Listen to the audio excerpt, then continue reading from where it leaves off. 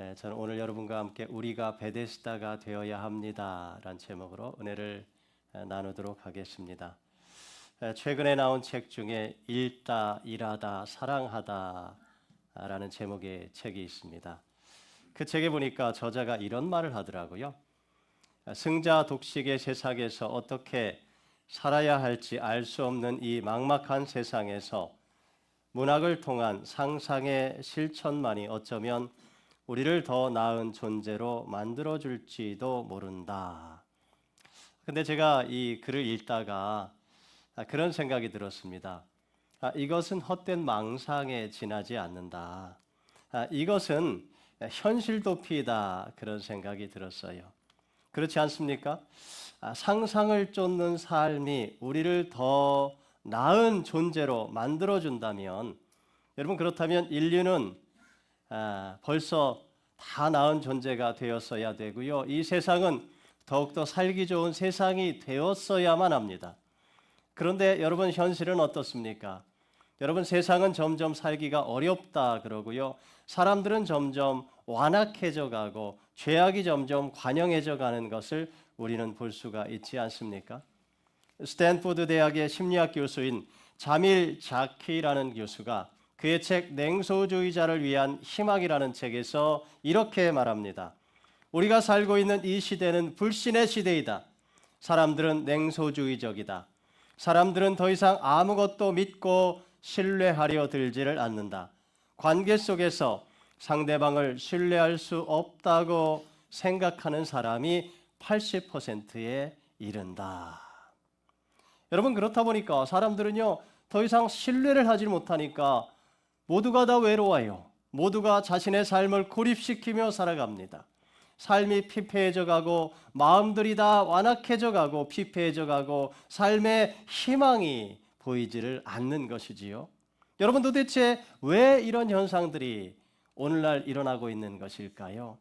저는 그 가장 큰 이유가 사람들의 마음 속에 긍휼을 잃어버리기 때문이라고 저는 생각해요. 사랑의 마음, 자비의 마음이 자꾸만 결핍되어져 가기 때문이라고 생각합니다. 사람들은 이 성공지상주의 세상 가운데에서 이 승자 독식의 세상 가운데에서 모두가 다 1등이 되려고 발버둥을 칩니다. 성공을 위해서 피도 눈물도 없습니다. 철저한 이기주의로 똘똘 뭉쳐 있습니다. 그런데 여러분 그렇게 살면 사람들이 행복할까요? 삶이 더 나아지는 걸까요? 결코 아니라 생각해요. 여러분 그런 삶은 실상은 자신의 삶도 지옥으로 만드는 거고요. 그리고 주변 사람들의 삶도 지옥으로 만드는 거예요. 김동호 목사님이 쓰신 힘든 세상에서 천국 살기라는 그러한 책이 있는데요. 이런 글이 나와요. 사탄교회도 바이블이 있는데 그 첫 구절은 내 삶의 주인은 너 자신이다 입니다. 사단은 아담과 하와 때부터 지금까지 이 한 가지로 인간들을 공격합니다. 내가 하나님이야. 금지된 열매라도 내가 먹고 싶으면 먹어. 내 마음대로 살아.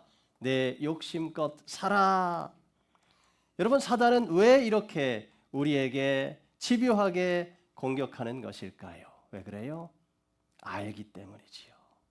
자기 욕심을 채우며 자기 스스로가 하나님에 되어서 살아가는 삶은 멸망할 수밖에 없는 삶이라는 것을 사단은 너무도 잘 알고 있는 것이지요. 여러분 내가 최고가 되려는 마음, 수단과 방법을 가리지 않고 내가 세상 가운데서 성공하고 승리해야 된다는 마음, 여러분 그것은요 사실은 마귀의 마음이에요. 마귀도 그랬지 않습니까? 자기가 최고가 되려고 그랬어요. 그래서 하나님을 대적해서 반란을 일으켰지 않습니까? 여러분 그런데 결국 어떻게 됐어요? 마귀는 하늘에서 쫓겨났잖아요. 그렇죠? 마귀가 갈 곳은요 영원한 저 지옥 형벌밖에 아무것도 없습니다. 마귀는 오늘도 이 땅에서 우리 인간들이 자기처럼 망하는 인생 살기를 원하는 거예요. 영원한 지옥 형벌에 떨어지기를 원하는 거예요. 그래서 우리에게 자꾸만 내 삶의 주인은 너 자신이야. 내 마음대로 살아도 돼. 내 욕심대로 살아도 돼라고 그렇게 우리를 유혹하는 것이지요. 여러분 이 우리의 인생이 마귀에게 망할 수 없기 때문에 그래서 예수님께서 우리를 구원하셔야 되기 때문에 이 땅 가운데 오신 거잖아요. 그렇죠. 그래서 우리는 더 이상 마귀의 이 유혹에 넘어갈 필요가 없습니다. 여러분, 예수님께서 오신 이유는 마귀를 파하시기 위해서 오셨습니다. 마귀의 권세를 파하시기 위해서 오셨고요. 마귀의 거짓말을 파하기 위해서 주님은 이 땅 가운데 오셨습니다. 성경은 우리에게 말씀하지요. 하나님의 아들이 나타나신 것은 마귀의 일을 멸하려 하심이라. 할렐루야. 여러분, 그래요. 우리가 오늘 이 땅 가운데서 살 수 있는 길이 바로 여기 있어요. 여러분, 우리가 살 수 있는 길은 예수님 따라 사는 거예요. 예수님을 내 마음의 주인 삼고 사는 거예요. 예수님을 내 인생의 주인 삼고 하루하루 살아가는 거예요. 주님의 말씀 따라 살아가는 거예요. 그럴 때 우리는 타락 이전에 그 에덴 동산에서 하나님께서 주셨던 그 기쁨을 다시 맛보며 누리며 살아갈 수가 있습니다. 여러분, 그렇다면 타락 이전에 에덴 동산의 삶의 원리는 무엇이었을까요? 거기서도 막 짐승들처럼 서로 강한 자가 잡아먹는 약육강식의 그러한 세상이었을까요? 천만에요, 여러분. 여러분, 에덴 동산에서는요, 따뜻한 하나님의 사랑이 충만한 곳이었습니다. 하나님의 긍휼과 하나님의 불쌍히 여기심과 하나님의 자비하심이 충만한 것이 바로 에덴 동산의 삶의 원리였습니다. 그것을 헤세드라고 그렇게 히브리어로 말합니다. 여러분, 오늘 우리의 삶은 어떻습니까? 여러분의 마음은 어떤가요? 여러분의 마음은 오늘 하나님의 긍휼하심으로 가득 차 있습니까? 하나님의 자비하심으로 가득 차 있습니까? 여러분의 마음은 하나님의 그 따뜻한 사랑으로 가득 차 있습니까? 아니면 내 욕심만 가득 차 있지는 않습니까? 분노만 가득 차 있지는 않습니까? 원망의 마음만 가득 차 있지는 않습니까? 다투고 분쟁하는 마음만 혹시 가득 차 있는 것은 아닌가요? 오늘 예수님은 우리의 삶에 다시 하나님의 이 헤세드가 넘쳐나기를 원하시는 거예요. 여러분, 오늘 본문 2절에 보시면 이런 말씀이 나와요. 같이 한번 읽을까요? 자, 시작. 예루살렘 양문 곁에는 히브리 말로 베데스다라는 못이 있고 그 둘레에는 행각 5채가 서 있었다. 여기 보시면 예루살렘의 양문 곁에 예루살렘으로 들어가는 문 가운데 양문이라는 그러한 문이 있는데 그 문 곁에 베데스다라는 이러한 연못이 있었는데 그 연못을 주변으로 해서 이렇게 행각이 5채가 서 있었대요. 그런데 그 행각들마다 누가 가득 들어 있었다고요? 성경에 보니까 그 안에는 많은 병자, 맹인, 다리 저는 사람, 혈기 마른 사람들이 누워 그렇게 기록되어 있습니다. 여러분, 도대체 이 사람들이 여기 왜 이렇게 누워 있는 거예요? 왜 이렇게 많은 병자들이 거기 누워 있는 거예요? 이 사람들은 그 당시에 의학으로는 도저히 고칠 수가 없는 사람들이에요. 병원에도 갈 수가 없는 형편의 사람들이었고, 아니 의사들을 만난다고 해도 의사들이 고칠 수 없는 그러한 병을 가지고 있었던 사람들이 바로 거기에 지금 잔뜩 모여 있는 거예요. 왜 모여 있는 거예요? 4절 말씀해 보니까 가끔가다 천사가 내려오는데 천사가 내려올 때마다 그 물이 막 소용돌이를 치는 거예요. 근데 그때 그 연못에 가장 먼저 뛰어들어가는 사람은 무슨 병에 걸렸든지 고침을 받는다라는 그러한 전설이 전해져 내려오고 있었습니다. 그래가지고 그 사람들이요, 어떻게 하다가 자기 기회라도 올까, 자기 찬스가 올까 그러고 그 행각에 가득 이렇게 모여 누워 있는 거예요. 여러분, 얼마나 딱한 처지예요. 여러분, 이 연못의 이름이 뭐라고요? 베데스다. 여러분, 베데스다라는 뜻이 뭘까요? 여러분, 이 벳이라는 말과 헤세드라는 말이 합쳐진 말이 바로 이 베데스다라는 말인데요. 이 벳이라는 말은 집이라는 뜻이에요. 집. 헤세드라는 말의 뜻은 뭐예요? 아까 말씀드렸던 것처럼 긍휼, 자비, 은혜 그런 뜻이에요. 그러니까 여러분, 이 연못을 일컬어서 긍휼의 집, 자비의 집, 은혜의 집이라 그렇게 이야기하는 거예요. 여러분, 근데 정말 이곳이 하나님의 긍휼이, 하나님의 자비가, 은혜가 가득한 그러한 곳이었을까요? 여러분, 자 한번 생각해 보십시오. 지금 병자들이요, 그 연못 주변에 이렇게 뺑 둘러서 이렇게 막 이렇게 누워 있는 거예요. 그런데 물이 언제 움직인다는 그러한 기약도 없어.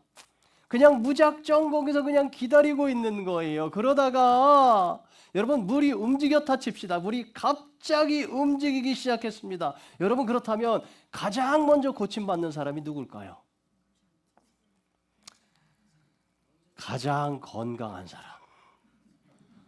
그죠? 가장 건강하고 힘센 사람이요 가장 먼저 고침받아요. 왜냐하면 누구든지 그 연못에 가장 먼저 뛰어들어가는 사람이 고침을 받으니까. 그렇죠? 그러니까 가장 건강한 사람이 고침받는 거예요. 가장 힘이 센 사람이 고침받는 거예요. 물이 막 움직인다 칩시다. 그러면 말이지요. 여러분 어떤 사람은 그냥 눈병에 걸렸어. 어떤 사람은 피부병에 걸렸어. 그런 사람은 기운하고 상관없으니까 다른 사람들을 다 밀쳐내고 거기에 텀벙 가장 먼저 뛰어들어가는 거예요. 그러면 그 사람은 고침을 받는 거예요. 깨끗하게 나음을 입는 거예요. 자, 그래서 정말 사람이 고침을 받았어요. 그 사람의 피부병이 깨끗이 고침을 받았든지 그 사람의 안질이 고침을 받았든지 고침을 받았어요. 그러면 많은 사람들이 박수를 치면서 야 정말 하나님의 긍휼이다, 하나님의 자비이다라고 그렇게 이야기를 할까요? 고침받은 사람, 그 사람은 야 하나님의 긍휼하심이 나를 오늘 고쳐주셨다, 하나님의 자비하심이 나를 고쳐주셨다 그렇게 이야기를 할까요? 아닐걸요. 내가 다른 사람들을 어떻게 밀쳐내고 내가 재빠르게 달려가가지고 내가 고침을 받을 수 있었다라고 이야기를 할 거예요. 어떻게 다른 사람들을 이겨냈는지, 내가 어떻게 성공했는지, 내가 어떻게 고침을 받았는지, 내가 얼마나 잽싸게 움직였는지 자기를 드러내고 자기의 공을 드러내고 자기가 그 생존 경쟁에서 어떻게 살아남았는지를 사람들은 자랑하게 될 것입니다. 여러분 그런데 그러다 보니까 그곳은 사실은 베데스다가 아닙니다. 하나님의 은혜의 집이 아니에요. 하나님의 긍휼의 집이 아니에요. 그곳은 그저 사람들의 약육강식이 존재하는 이 세상과 다를 바 없는 그러한 곳이 바로 지금 베데스다 연못가였던 거예요. 여러분 오늘 우리가 살고 있는 이 세상은 어떻습니까? 여러분 이 세상도 마찬가지 아닌가요? 사람들은요 서로가 서로를 밟고 올라가려고 서로를 죽이려고 어떻게 하면 다른 사람들을 끄집어내릴까, 어떤 사람들을 깎아내릴까, 어떻게 다른 사람들을 흔들어 떨어뜨릴까 그렇게 날마다 우리를 죽이기 위해서 배신과 권모술수와 중상모략과 음모들이 가득한 곳이 바로 이 세상 아닙니까, 여러분?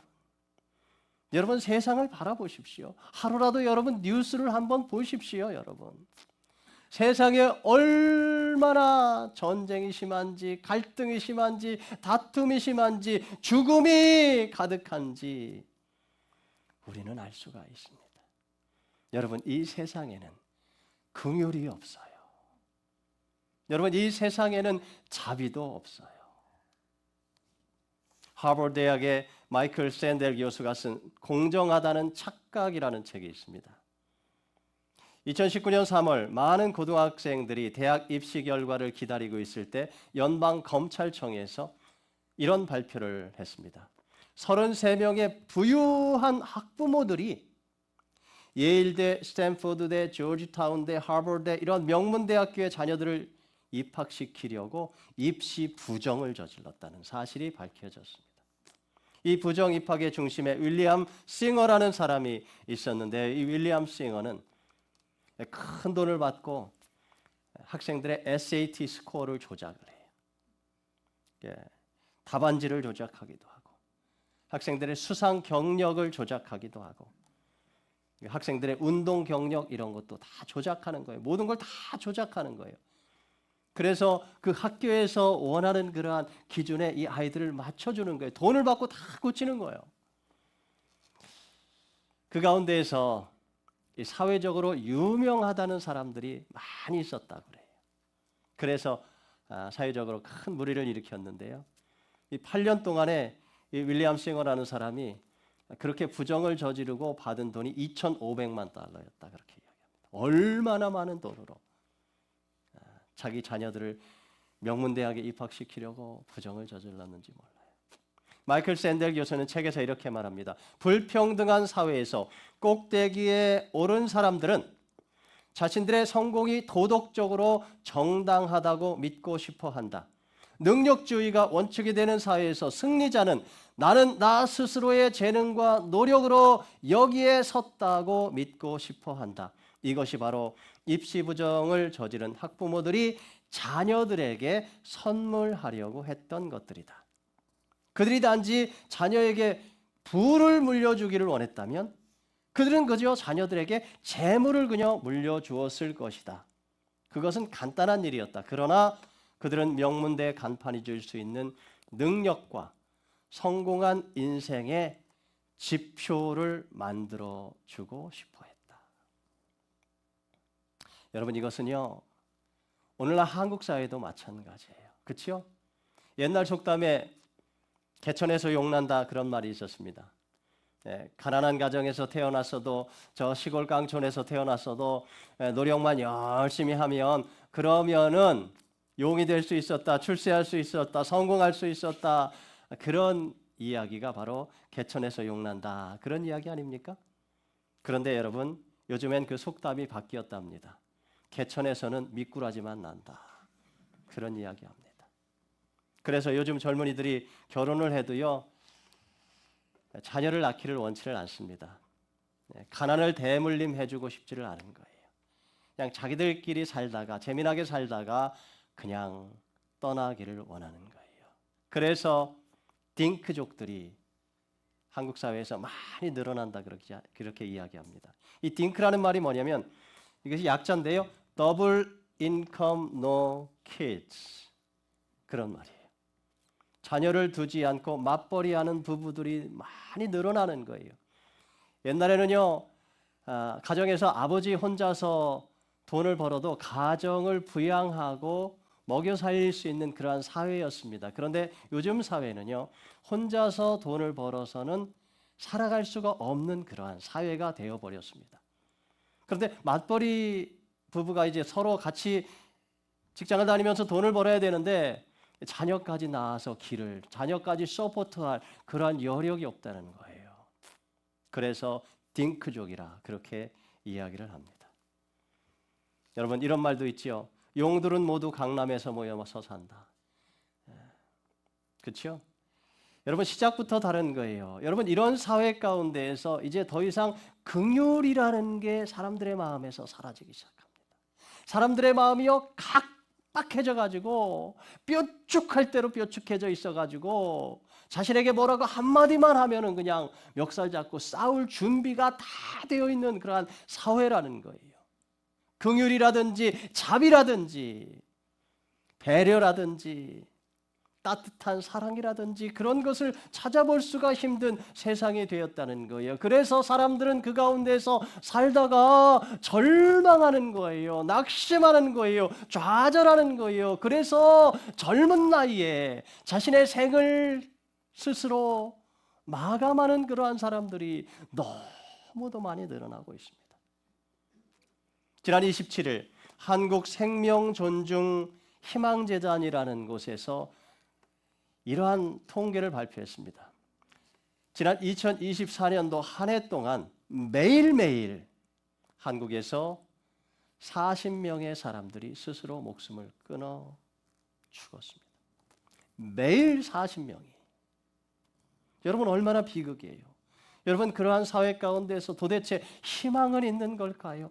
여러분, 이것은 한국 사회만 그런 것이 아니에요. 우리가 살고 있는 미국, 아니 전 세계를 바라봐도 그래요. 여러분, 오늘날 이 시대를 바라보면 도대체 희망이라는 것이 잘 보이지를 않습니다. 좌절과 절망과 한숨만이 가득한 이 세상. 여러분, 오늘 본문에 나오는 38년 된 병자가 여러분 그렇지 않았을까요?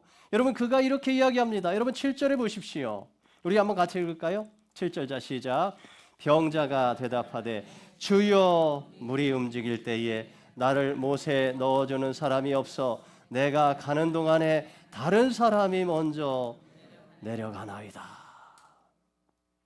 여러분, 이 사람의 마음에 있는 절망이 느껴지세요? 여러분, 이 사람의 마음 가운데 있는 쓴뿌리가 느껴지세요? 이 사람의 마음 가운데 있는 분노와 원망의 마음이 여러분 느껴지십니까? 근데 여러분, 우리도 잘못하다가는 딱 이렇게 살기가 너무도 쉽습니다. 여러분, 혹시 이 세상에서 공평을 구하십니까? 여러분, 세상 가운데에서 긍휼을 구하고 자비를 구하십니까? 세상이 나를 받아주고 용납해 주기를 원하십니까? 여러분, 아니에요. 틀렸어요. 번지수가 틀렸습니다. 여러분, 세상은 여러분 공평하지 않습니다. 공평하신 분은 오직 하나님 한 분뿐이십니다. 여러분, 세상은 베데스다가 아닙니다. 여러분, 세상에는요 긍휼이 없습니다. 여러분, 세상은 단지 우리가 긍휼을 흘려보낼 대상이지 세상으로부터 우리가 긍휼을 받고 위로를 받을 대상이 결코 아니라는 거예요. 여러분이 참된 긍휼을 원하신다면 우리는 참된 베데스다를 오늘 발견해야만 합니다. 여러분, 예수님은 참된 긍휼의 집이 되십니다. 예수님은 참된 베데스다가 되십니다.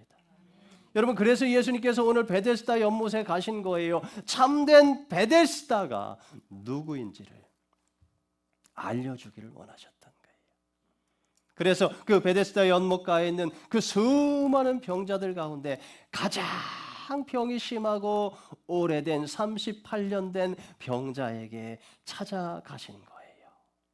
여러분, 본문 6절에 보시면 이렇게 써 있어요. 같이 한번 읽을까요? 자, 시작.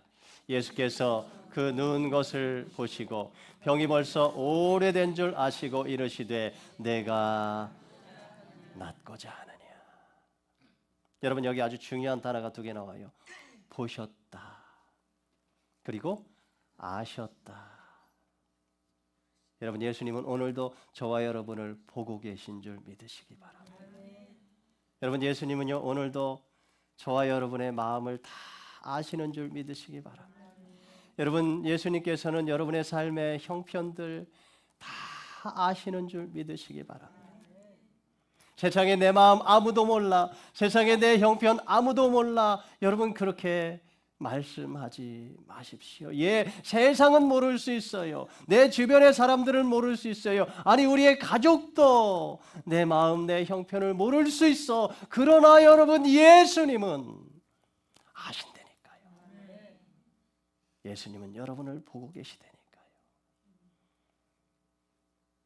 여러분, 그 주님께서 오늘 저와 여러분에게 물으십니다. 내가 낫고자 하느냐?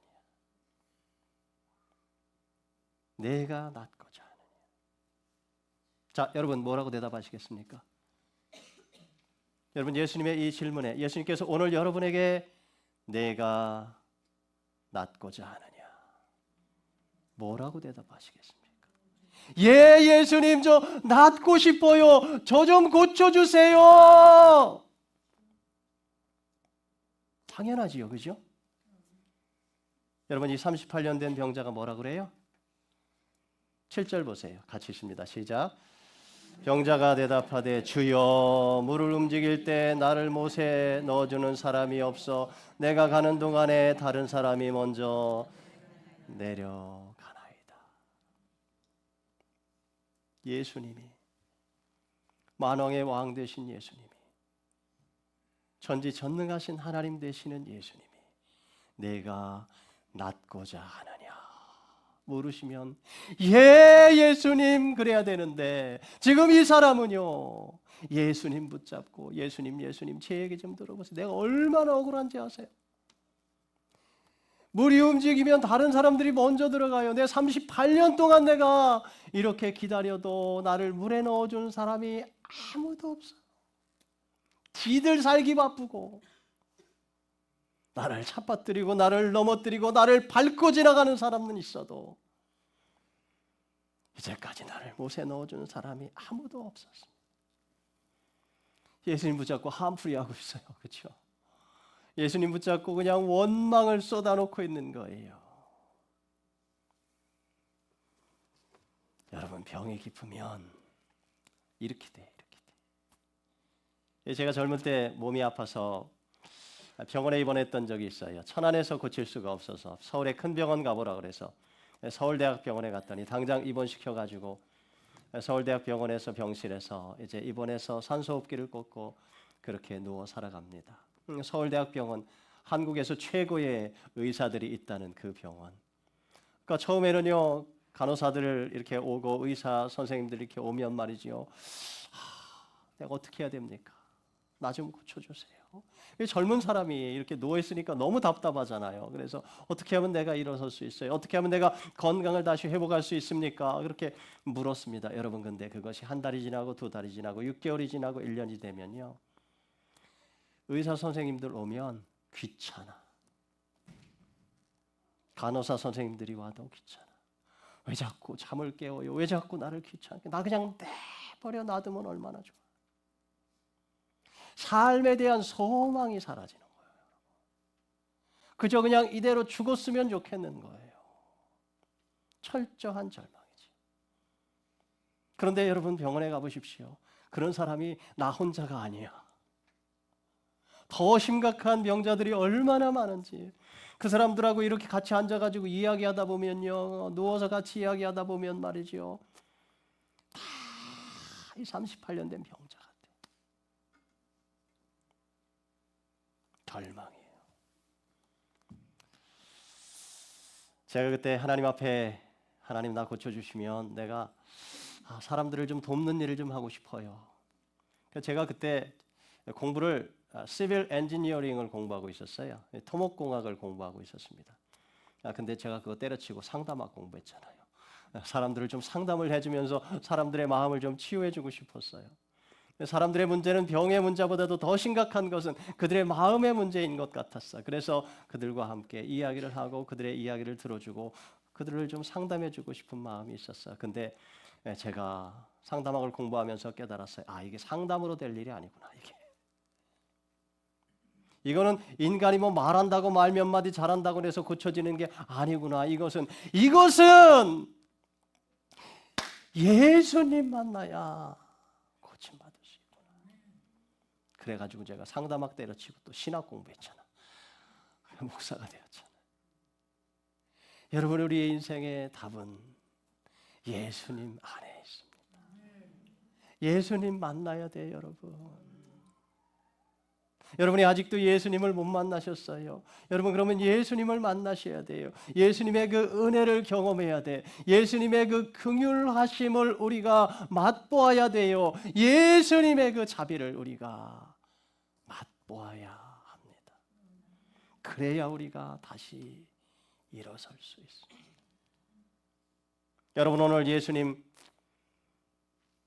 당신을 붙잡고 하소연하는 38년 된 병자에게 뭐라고 말씀하세요? 같이 읽을까요? 자, 시작. 일어나 내 자리를 들고 걸어가라. 다시 한번. 일어나 내 자리를 들고 걸어가라. 아멘. 그 사람이 어떻게 했다고요? 그 사람이 곧 나서 자리를 들고 걸어가니라 라고 성경은 기록하고 있습니다. 할렐루야. 여러분, 이거 진짜 은혜 아니에요? 이거 정말 긍휼 아니에요? 여러분, 지금 이 38년 된 병자가 예수님 찾아간 게 아니잖아요. 예수님께서 찾아오셨습니다. 그렇죠? 이 사람이 예수님께 고쳐달라고 사정한 것도 아니에요. 예수님께서 그냥 이 사람을 보시고 이 처지를 아시고 불쌍히 여겨주셔서 그냥 고쳐주셨다니까. 여러분, 그 사람이 원했던 것은 어쩌면, 그 사람이 원한 것은 무엇이었어요?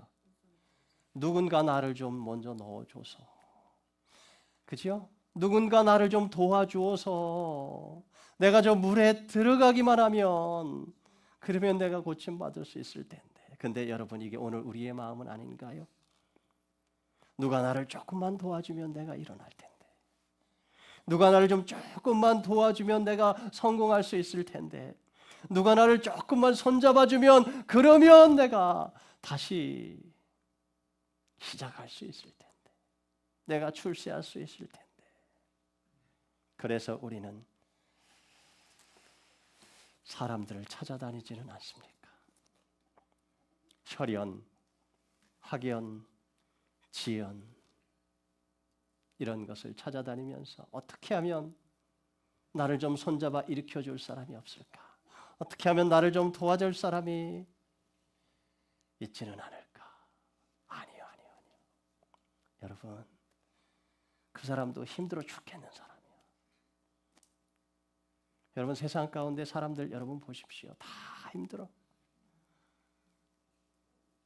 여러분, 거기에는요 참된 긍휼이 없어요. 거기에는 참된 자비가 없어요. 여러분, 우리의 인생의 참된 해답은 오직 예수님께만 있는 줄 믿으시기 바랍니다. 예수님이 참된 인생의 베데스다가 되십니다.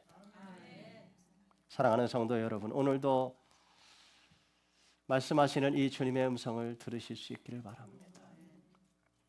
일어나라. 내 자리를 들고 걸어가라. 이 음성을 들어야 돼. 이 주님의 사랑을 믿어야 돼요. 이 주님의 긍휼하심을 여러분 받아들이셔야만 합니다. 사람들이 여러분 왜 삶 속에서 여러분 계속해서 지지부진하게 그냥 철푸덕 주저앉아 절망 가운데 그냥 그렇게 살아가고 있는지 아십니까? 이 주님의 말씀을 믿지를 못하기 때문에 그래요. 이 사람들의 마음이 여러분 낙심 가운데 있으면요, 절망 가운데 있으면요, 여러분 이 주님이 찾아오셔가지고 주님이 아무리 말씀을 하셔도, 아무리 설교 말씀을 통해 하나님의 마음이, 하나님의 음성이 들려줘도 들리지가 않는 거예요. 내가 낫고자 하느냐 주님께서 물으셨잖아요. 그런데 마음이 절망이 있고 낙심이 있으면 고개도 안 드는 거예요. 쳐다보지도 않는 거예요. 그냥 무시하는 거예요. 일어나라, 내 자리를 들고 걸어가라 그러시는데도 꼼짝을 안 하는 거예요. 믿지를 않는 거예요.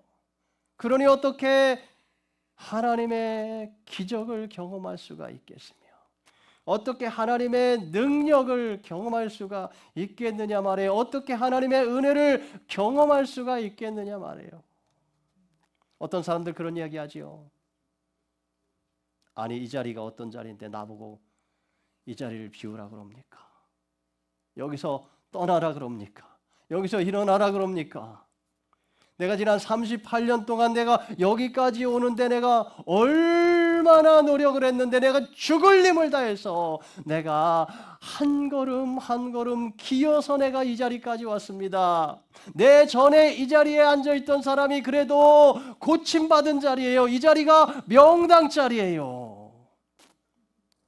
나보고 이 자리를 포기하라고요? 난 죽으면 죽었지 나는 못합니다. 여러분, 오늘도 얼마나 많은 사람들이 그러며 사는지 아십니까? 그냥 자기가 움켜쥐고 있는 거, 그냥 자기가 앉은 자리가 그냥 최고인 줄 알고 그거 뺏길까 봐. 그래서 주님을 신뢰하지 못해요. 그래서 주님의 말씀을 신뢰하지 못해요. 주님의 말씀을 믿지를 못해요. 일어나라. 내 자리를 들고 걸어가라. 주님은 오늘도 말씀하십니다. 주님을 믿으라는 거예요. 그렇죠? 이제는 주님 신뢰하고 살라는 거예요. 이제는 주님 말씀 따라 순종하며 살라는 거잖아요. 그렇죠? 그런데도 사람들이 잘 그렇게 못해. 여러분, 오늘 주님의 손을 붙잡으십시오. 일어나라. 내 자리를 들고 걸어가라 하시는 주님의 그 음성에 여러분 순종하실 수 있길 바랍니다. 여러분, 주님을 신뢰하며 사십시다. 여러분, 하루하루 사시면서 정말 예수님을 정말 여러분의 삶의 주인 삼고 여러분 사실 수 있기 바랍니다. 주님이 도와주실 줄 믿습니다. 여러분, 다윗과 요나단이라는 찬양팀 아시죠? 네, 그 찬양팀에 황국명 목사님이 계세요. 제 황국명 목사님하고 개인적으로도 많이 교제하고 미국에 계실 때 저하고 이렇게 친하게 지냈던 분인데, 이분이 1998년도에 미국에 오셨습니다. 제가 1999년도에 이분을 만나서 많은 교제를 나눴는데, 이분의 삶을 보면 참 얼마나 비참한지 몰라요. 어려서부터 이렇게 홀로머니를 모시고 시골에서 살고 있었어요. 누님은 일찍 출가해서 서울로 이사를 가셨고, 어머니와 함께 이렇게 사는데 너무 삶이 어려운 거예요. 정말 먹고 살기가 힘든 거예요. 어머님도 또 건강도 이렇게 좋지를 않으셔가지고 이 어린 이 아들이 정말 이 가정을 책임져야 되는데 살 수가 없으니까 우리 여기서 있다가는 굶어 죽겠다 그래가지고 짐 싸가지고 서울에 누님 사는 데를 찾아갔습니다. 누님 사는 데를 찾아갔더니 누님 사는 형편이 어떻게 살고 있었느냐면, 누님하고 이제 매형하고 둘이 살고 애들이 5명인데 이 7 식구가 어디에 살고 있냐면 모텔에 방 하나 빌려가지고 거기에서 그냥 근근히 그냥 살아가고 있는 거예요. 거기다가 이제 2명이 더 더해졌으니까 9명이 이 모텔에 방 하나에 가지고 거기서 살고 있는 거예요. 얼마나 삶이 어렵고 힘든지, 궁핍하고 정말 찢어지게 가난하고. 그런데 이 황국민 목사님이 그때 이제 교회를 다니기 시작한 거예요. 교회를 다니다가 이제 교회에서 자라면서 이제 그 복음성과 경연대회가 있을 때 그때 이제 교회에서 만난 한 형제하고 같이 다윗과 요나단 우리 이렇게 이름을 지어가지고 같이 나가서 찬양하자 그래가지고 그때 이제 찬양을 불렀는데 그 찬양이 친구의 고백이라는 그런 찬양이었습니다. 이 대상을 받게 되었어요.